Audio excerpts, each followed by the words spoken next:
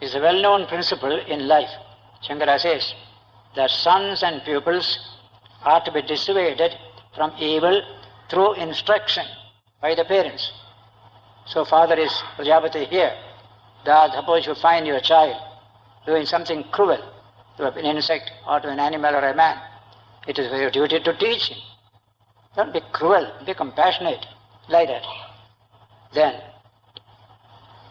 yes, thus Prajapati was right in uttering just the syllable da, and so too were the gods, etc., in understanding it differently according to their respective defects. For the syllable da occurs in all the three words denoting self-control. In Sanskrit, da means dhamma, dana, daya. All three virtues are included in one single letter. And Sanskrit is a wonderful language. In one Mahabharata verse, you hear this: mother is inebriation, power or money, intellectual inebriation or physical inebriation of body. All these are called mother in Sanskrit. Convert mother into dhamma is a shloka in the Mahabharata. Only in Sanskrit we can understand that the beauty of that expression. All mother should become dhamma. That is called culture. A cultured person converts mothers into dhamma. Taeva mahatam dhamma. To the great person, all mothers become dhamma. So here you have same idea expressed, defects that occurs in all the three words denoting self-control. From this it is clear that one is conscious of one's faults, one can be weaned from them through the briefest advice. When I sit here for a big lecture, the briefest advice, as the gods, etc., went through the mere syllable da. Then, compassion. They say people are generally of three types. He is going to say that. A wonderful idea of Shankaracharya coming here. There are no gods or asuras other than men. These are only qualities. All are human beings with asura qualities, deva qualities or manusha qualities. See the bold statement. There are no separate people. There are no gods or asuras other than men. Those among men who are wanting in self-control but are otherwise endowed with many good qualities are the gods. See? Those who are particularly greedy are men. Greed is associated with men. Greedy. Those who are cruel, even to injuring others, are the asura type. We can see all the three types in our families. And we have to correct according to each requirement. There. So, same species called men and women, according to their lack of self-control and the other two defects, as well as to their tendencies of balance, activity and inertia, sattva, rajas and tamas, there, are given the titles of gods, etc. The same human being is given the title. He is an asura, he is a deva, he is a manushya, in that way, through this kind of defect in character. Wherever you find wickedness, cruelty, you get asurik bhava. Asuram bhavam ashrataha, Bhagavan Shri Krishna said in the Gita. Asuri sampat, devi sampat, it is discussed in one whole chapter in the Gita. What makes for being an asura? What makes for being a deva? Man we know, normal state, but we can be down by being extremely cruel. We may be up in many qualities, yet possess one defect which these devas had. Absolutely no control, self-control. You want to run through a particular thing, enjoy plenty, that attitude was there. Therefore, hence, it is men and women who should learn all the three instructions. For Prajapati meant his advice for them alone. He never meant it to the gods somewhere in heaven, no. Here itself, for human beings. Because men are observed to be wild, greedy and cruel. All these three types you can see among the human beings: wild, greedy, and cruel. The Smriti says, lust, anger, and greed are the three gateways to hell. Therefore, one should renounce them. That is the story, and that is the teaching. In a simple little story, so much of inspiring idea has been compressed. Damyata, Datta, Dayadvam. So this is how, with this beautiful story, this Brihadaranyaka Upanishad ends. Though there are a few more sections which are mostly dealing with Vedic rituals and associated things, which will be of no interest, and Shankara's commentaries also are just translation, nothing else. So the whole Upanishad ends here. We began with the first book, then second book, third book, fourth book, fifth book. Towards the end, all these various ceremonies, etc. come, which I do not enter into. But we saw the main teaching. Two. One, jnana, teaching of jnana, Advaita jnana. I am the Atman. I am one with all. I am not separate from anybody. This Advaita jnana we start in many places in the Upanishad. We call it jnana marga. Neti neti you saw just now. Not this, not this, not this. You are that infinite Atman. You are that self.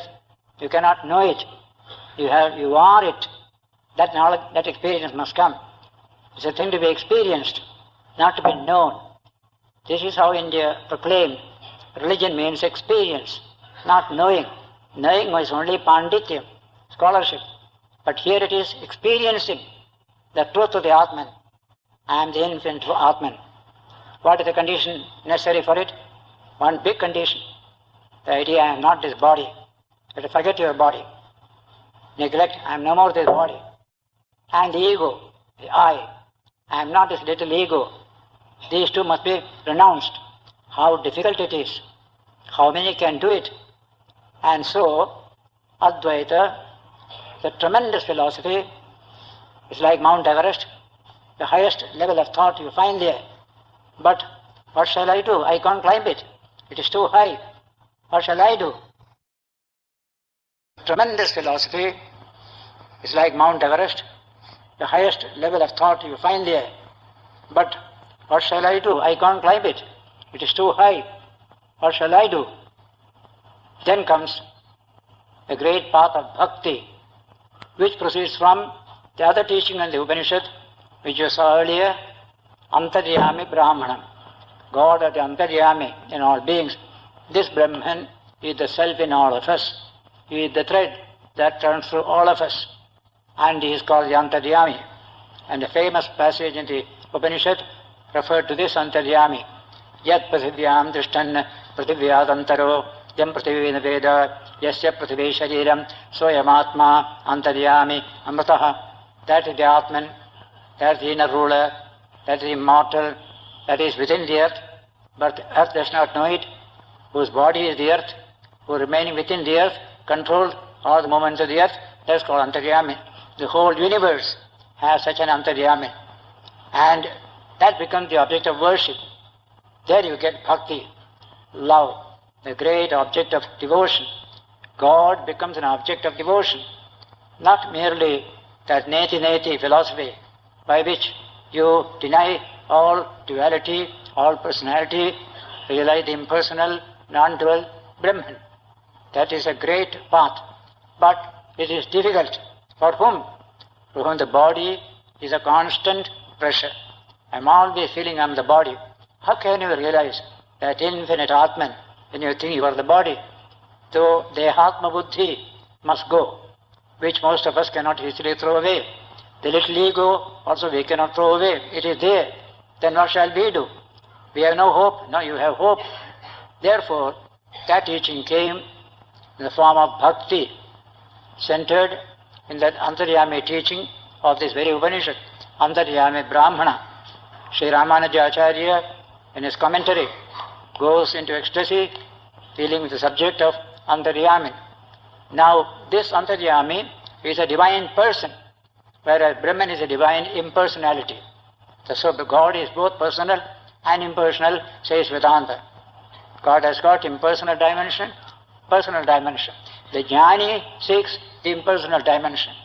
The bhakta seeks the personal dimension. Bhakta wants to enjoy God. He doesn't want to become one with it. That is the idea of bhakti. As Ramakrishna told Narendra, do you want to be the syrup or like a bee sipping the syrup? I like the bee sipping the syrup. I don't want to become the syrup. Vivekananda said. So Ramakrishna smiled and said, don't fear that you will be lost in that syrup. That syrup is immortality itself. As Maitreya got frightened, if I get lost into that Brahman, I will die. There is no death. It is the fullest life. This individuality will go. Mr. So-and-so, that separate identity will go. That people find it difficult to understand. Somehow I must exist. I want to experience God separately as an object. There you come to this same Advaita through bhakti, as I am a spark of the divine, and the divine is in me as the infinite Antaryamin. In your heart, the Lord is ever present. Krishna told in the Gita, Ishvara Sarvabhutanam Hriddeshe Arjuna Tishta. Bhakti came from the Upanishads in this direction. For most people, jnana is beyond par. Just like climbing Mount Everest, how many can do? We can climb only a small mountain. You can't climb Mount Everest. A few people can do. Similarly, Advaita is too difficult. I am nothing, body is nothing, and the ego is nothing. All that we can say with the mouth. The actual experience is difficult. To all such people, the path of bhakti became the greatest path. So in the Gita, the 12th chapter, dealing with Bhakti Yoga, Bhagavan Sri Krishna says, Klesho adhikataras tesham avyakta asakta chetasam. Those whose mind is fixed on the avyakta, on that unmanifested divine Brahman, their path is rather very difficult. Klesho, extremely difficult to go through that path. But this path of bhakti is easy. You can go with all your defects, all your limitations, slowly overcome them, step by step, and achieve the same high realization. So Advaita came out in the path of jnana on the one side and bhakti on the other. Bhakti also declares Advaita. Brahman alone is there, and we are all sparks of the divine. We are not separate from the divine. The Advaita remains. But the path becomes easier for us. We can get steps, just like when you put steps to go to a mountain, you can manage to go somehow. No steps at all, just go up, how few can do. So this is how bhakti developed in India in a big way, and the greatest book of bhakti based on this Advaitic vision is Srimad Bhagavatam, a wonderful book of bhakti based on this Antaryami vision. Every time in the Bhagavata you will find this idea given. Everything is one. Everything is divine. God is within us. God is in the world as well. The Bhagavata begins, very opening verse itself, with this wonderful statement, Yasmin Trisargo hi Amrsha. Jnana Yoga taught you neti neti, not this, not this. Bhakti Yoga teaches you iti iti. Yes, this. We don't deny this. Why? It is also divine. This world has come from the divine. Therefore, apart from the divine, it has no reality. Yasmin Trisargo hi Amrsha. So try to see the one in the many and deal with the many. That's what we do in daily life. So bhakti gives you this new orientation. Ishavasyam idam sarvam. The whole universe is pervaded by the divine. Live your life in that consciousness. So this kind of bhakti developed with its own philosophy, later on with its own ritual, ceremony, etc., so that everybody can experience the divine. Even the most ordinary, simple human being can experience the divine, and the central truth Vedanta proclaims again and again, and the most ordinary individual in India knows it, that God is hidden within us. Everyone is taught this teaching. That spark of the divine is in every human soul. He is the Antaryamin. He is the inner self. Now we are asked to go in search of this divinity. We have our own body consciousness, ego is still there. We can reduce this ego by the spirit of service. We serve people, reduce the ego through seva. You are also one with me, I serve you. That makes you one with the other. So ego becomes expanded in sympathy, in understanding. Thus, bhakti gives you a path by which you can develop understanding of your own true spiritual nature and be a true devotee of that Antaryamin, who is also called Purushottama. You are a Purusha, human being. He is the supremely divine being. So Purushottama, the Gita refers to Ishvara as the Purushottama. I am the Purushottama, Krishna says in the Gita. Uttama Purusha, supremely divine person. And we are all his children. We are his servants. We are his devotees. With that attitude, we conduct our life here. That's what bhakti does. And it does one thing more. That's a remarkable teaching. Ramanujacharya has particularly said this. The idea of incarnation. God incarnates. And that infinite divine person comes to you as a human being. So we worship Rama, Krishna. These are all incarnations of the divine. Buddha, Jesus, today Sri Ramakrishna, they are incarnations of the divine. So avatara, wonderful concept. Had physically manifested in front of you is the divine.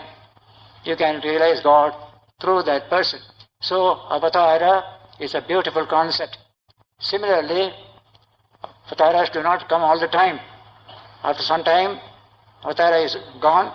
Then by memory, we are able to devote ourselves to that avatara and get benefit out of that avatara.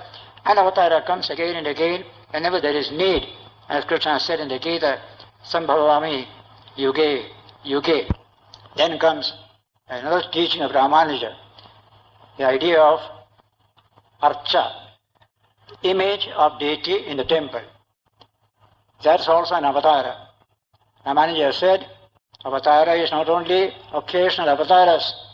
These avatars of God as Archa in the temple. Archa is the word for image.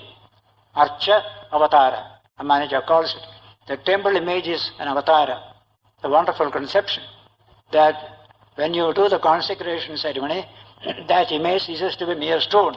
It becomes the symbol of the divine, the manifestation of the divine, the incarnation of the divine. That's called Archa Avatara, Ramanuja's language.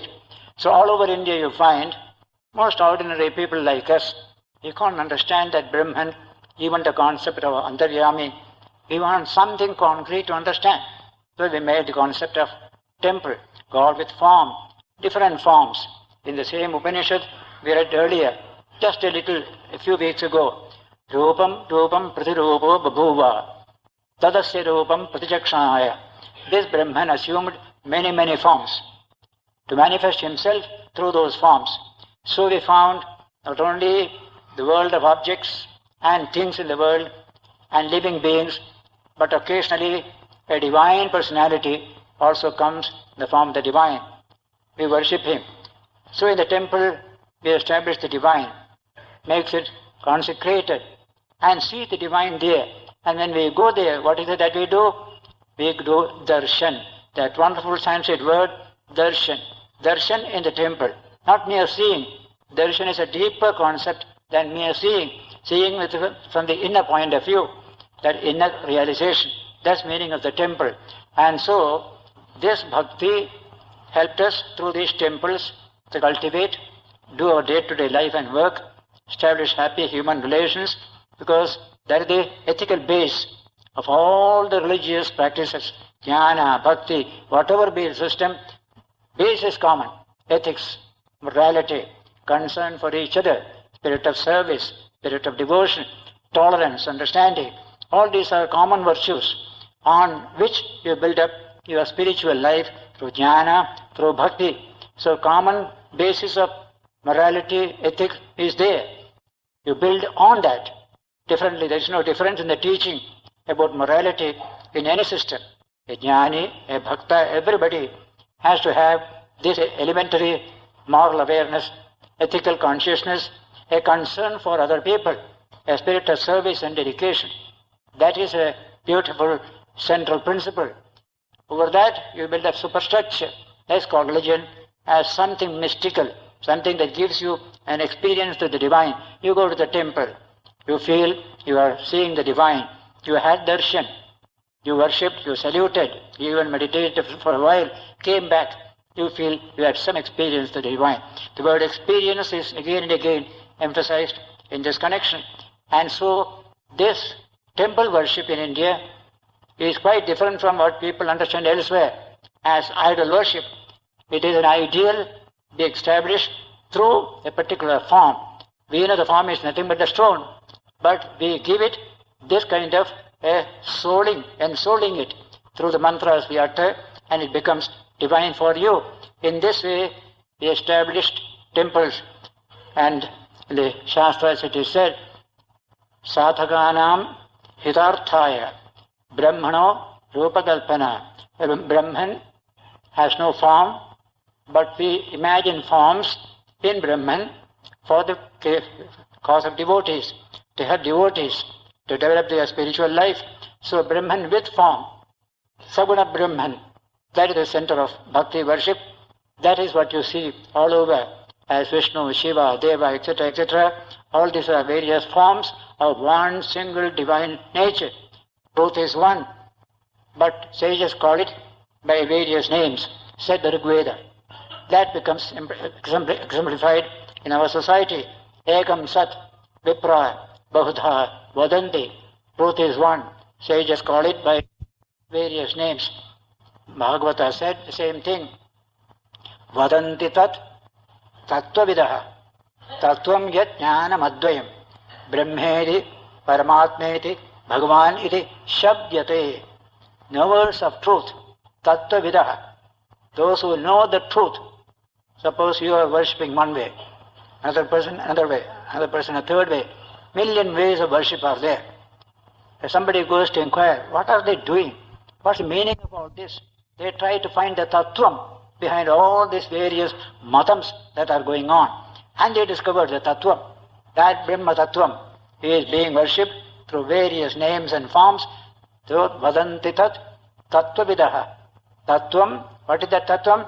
Yat jnanam advayam. That pure non-dual consciousness, that is the tattvam. That is worshipped differently by different people. In the Bhagavata Shloka, 3 types of people are mentioned that will cover all aspects of religious life. What are they? Brahmeti, the jnanis, philosophers, worship that reality as Brahman, impersonal reality. Brahmeti, the mystics will realize this. Paramatmeti, my inner self, the self of myself, Paramatmeti. And the devotee, Bhakta, will worship him as the Bhagavan, the all-loving God. That is the nature of this worship. So the Shloka said, those who know the truth of things, Tattvadarshi, he says, they speak of Brahman as absolute, as the supreme inner self, as the blessed Bhagavan. So the path is jnana, mystical philosophy, and that is bhakti path. So this philosophy came to us through various books, of which Bhagavatam is supreme, where jnana and bhakti are combined together. But in the Gita, you combine jnana, bhakti and karma, intense activity. That is what we have to learn today. Jnana, bhakti and karma. In bhakti, there is one difficulty. If there is no jnana behind it, it can become narrow. It become a little fanatic also. The jnana behind bhakti can never become narrow. So bhakti, jnana must combine, and both must find expression in karma, a wonderful dedicated action which the Gita teaches us as the supreme yoga, Krishna's yoga teaching in the Gita. So we need emotional satisfaction in midst of work. So in the course of work, we get a little time off, we go to a temple to have a darshan of the divine, as we call it. That's actual darshan. The Lord is present there. And Ramanuja confirms by saying, God has incarnated in you as your Antaryami. He has incarnated as Rama, Krishna, etc. Now he has also incarnated as the image consecrated image in the temple. He calls it Archa Avatara, image Avatara, they call it.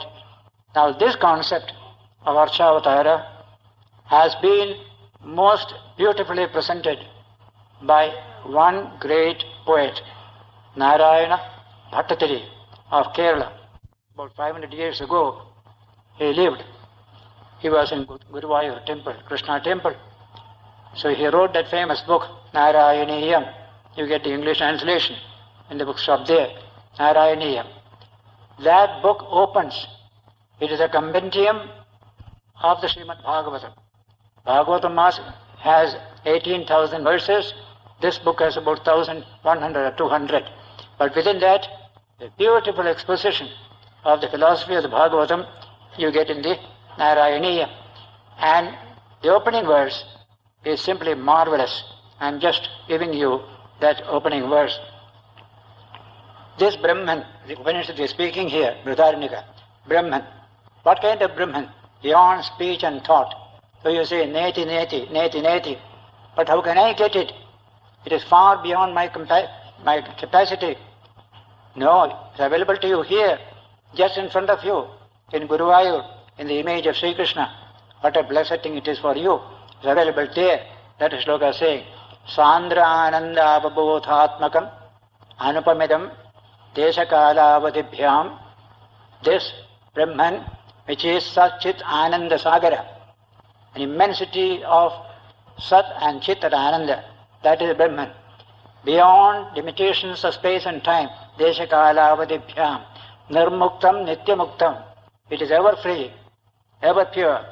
Nigama Shata Sahasrena Nirbhasyamanam, sought to be expressed through hundreds of Vedas and Upanishads and other books. Brahman being expressed, sought to be expressed, but never able to express at all. That is the nature of the Brahman. Says, Nigama Shata Sahasrena Nirbhasyamanam, Aspashtam Drishtamatre. Through these eyes and through this mind, we cannot perceive it at all. Aspashtam Drishtamatre. Punararu Purusharthatmakam. And yet, it is a supreme Purushartha, that supreme truth. What is that truth? Brahma. Purusharthatmakam Brahmatattvam. That Brahmatattvam, which is of this nature, difficult to achieve, is available Tat Tavad Bhati Sakshat Guru Pavanapure. That Brahman shines in that Guru Pavana, Guruvayur temple, in the form of Sri Krishna, little boy Krishna image there. Then concludes the verse by saying, Hanta Bhagyam Jananam, how fortunate people are. Brahman is far away, beyond our imagination, beyond our thinking. We are all without any touch of Brahman. No, you can also touch the divine. Here is that Brahman. That is the meaning of temple in the Hindu concept of worship, behind which is a tremendous philosophy. And they have been centers of bhakti. How many great bhaktas and saints have come from the premises of temples at one time. In the modern period, we shall have much more such kind of manifestation, because we shall clean society of that one evil caste system, that discrimination between man and man, which is obnoxious to true bhakti, obnoxious to the God himself, because he is the self heart of all beings. How can I refuse a Harijan coming from the temple? We did it for centuries together. That won't be there. Temples become clean, pure from this point of view, and I am sure in course of time more quiet than what they are today. When we learn to discipline ourselves, become more quiet, we get temples also better and better and better spiritual. Then we can experience what this Narayana Bhattacharya is saying, Tat Tavat Bhati Sakshat Guru Pavanapure. That Brahman shines in this Guruvayur temple, in the Tirupati temple, everywhere. Hanta Bhagyam Jananam. How blessed people are, how fortunate they are. They are not deprived of that supreme Brahman, which is generally known to sages and great saints. We are all ignorant, ordinary people. But even for us, we can experience the divine through this kind of manifestation. Archa Avatara. That is a wonderful idea that developed in later ages in this country, and today Sri Ramakrishna gives it his tremendous stamp of approval. This combination of jnana and bhakti with karma. Karma goes on. The body has to work. You can't maintain this world without work. You need to do work. Without work, the world cannot go on. Krishna himself says that in the Gita. But that work must be of a higher type, pure, free from attachment, full of compassion, full of spirit of service. So all that is given in the Gita as a comprehensive spirituality, where a beautiful harmony of all the three yogas, jnana, bhakti, karma, including dhyana or raja yoga or meditation, also synthesized in the Gita. In Sri Ramakrishna's teaching, this is what you get, the basic concept of which is a new term Ramakrishna has coined, Vijnana. You saw jnana here. I am the Atman. That's called jnana. That experience is jnana. The other is ajnana. I don't know anything. I am the body. I am attached to this, I am attached to that. That's called ajnana. So we have ajnana and jnana. Ramakrishna adds a third word, Vijnana. That means after knowing the Atman, you look out, you find the same Atman as manifested in the universe. With eyes open, you see nothing but the divine. With eyes closed, you see the divine. So that it is all divine through and through. So when you work, you are in touch with the divine. You are never away from the divine. This is the Vedantic teaching, real Advaitic teaching. Brahma himself has become this universe, manifested as this universe. Brahma Vedam Vishwamidam Varishtham. Mandaka Upanishad says, this universe is nothing but that most adorable Brahman. This Upanishad also had said, Brahma Vedam Sarvam. All this universe is nothing but Brahman. Based on that truth, when you live your life, you will be living under the guidance of Vijnana philosophy of Sri Ramakrishna. And he said, first step is neti neti. You deny, not this. When you go up the step to top of the house, you go step by step, denying first step, second step, neti neti neti, and go to the top. Then what do you find? What is made of what makes the steps is also the component making the roof. They are not separate things. The same int and chunna is there here as well as there. So you realize that unity of the steps along with the highest position above the house. So Ramakrishna said, the one and the many are indeed the same reality. They are not different. You can live with the world, you can work with the world, you are never away from the divine. You are always one with the divine. That is a great teaching. This is what he communicated to Vivekananda as Narendra. When he wanted to sit in samadhi, transcendental experience all the time, Ramakrishna smiled and said, what a fool you are. Is there not a higher state than that? Can't you see God with eyes open? If you close your eyes only if God is there, all the rest is nothing but the devil around you? Not at all. See God with eyes closed in meditation. See Him with eyes open at the time of work. This unification, the real Advaita you find there. There is no duality. Brahman is both inside as well as outside. This is what the Bhagavata has said in many, many places. Even in the elephant's prayer, in the 8th book of Srimad Bhagavatam, you have this beautiful idea. Yasmin nidam, yataschedam, yenedam, yaidam swayam, yosmat parasmatcha paraha, tam prabhadye swayam bhuvam. I salute and try to attain that swayam bhuva, self-existent reality. Says, in whom is the universe? By whom is this universe? From whom is the universe? Who himself is this universe, and who is beyond the universe as well. Pure Vedanta, Advaita, you find mentioned there.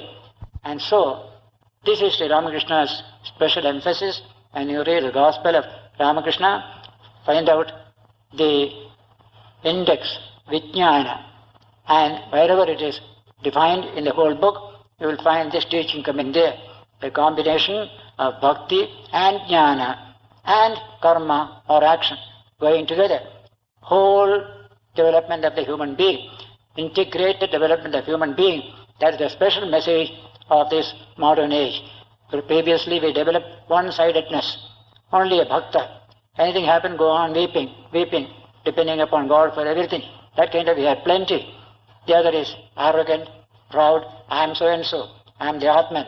Some of them became quite proud as well. with this kind of thinking. All sorts of one-sidedness we have seen in character, in people. Ramakrishna said, in this age, we developed all-sidedness. Holy Mother said, Ramakrishna never liked one-sided people. Thakur eke loke pasando karte na. Thakur never liked one-sided people. He used to show Narendra, look at him, how all-sided he is. Be like that, be like that.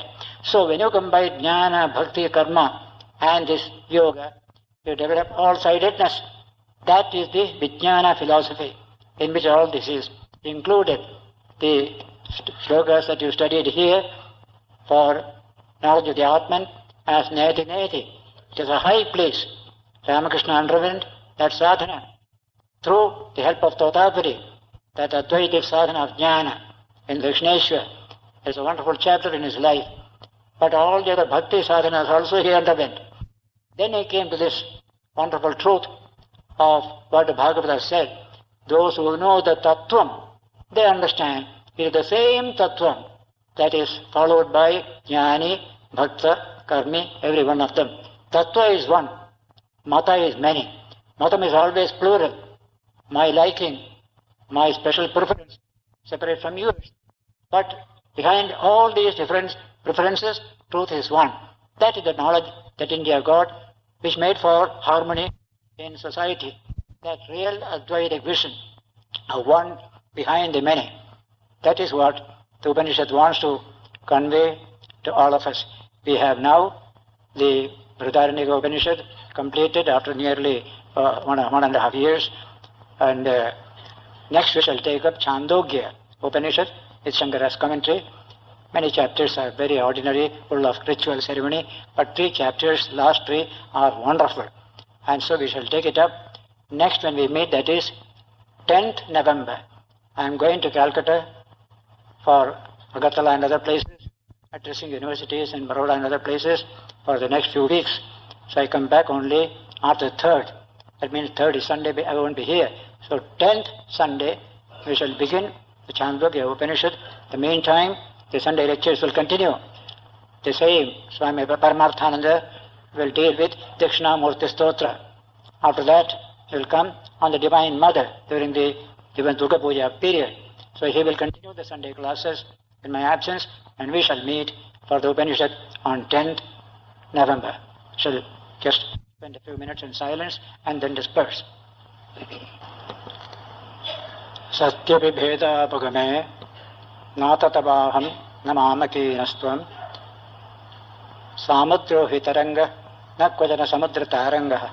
Shankaracharya says in his stotra, when separateness vanishes, it is not that you become one with me, but I become one with you. I merge in you. For the ocean doesn't merge in the wave, but the wave merges in the ocean.